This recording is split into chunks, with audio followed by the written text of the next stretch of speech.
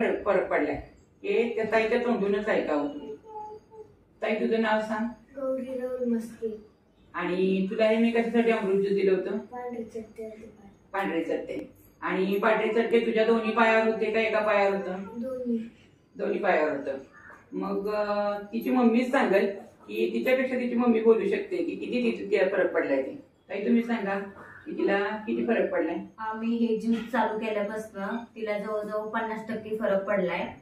आणि बऱ्याच लोकांचं म्हणणं आहे हा पांढऱ्या चट्टे जातच नाही, पण हे अमृत ज्यूस चालू केल्यापासून त्याची वाढ पण नाही झाली आणि रिझल्ट पण खूप छान आलाय.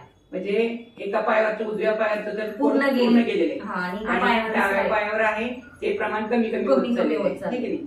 तुम्ही ते कसं कसं देत होता तिला? ते कोमट पाण्यातनं देतो. 5 ml. हो 5 ml सकाळी, 5 ml संध्याकाळी 5 ml. बरोबर का नाही? हो. म्हणजे हा रिझल्ट बघून तुम्ही समाधानी आहात? समाधानी आहे.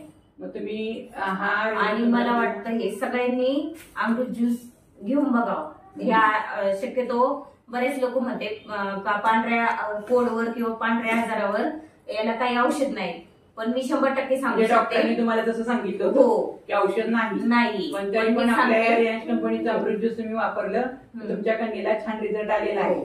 तर हर हर रियाज, घर घर रियाज, हर हर रियाज, घर घर रियाज.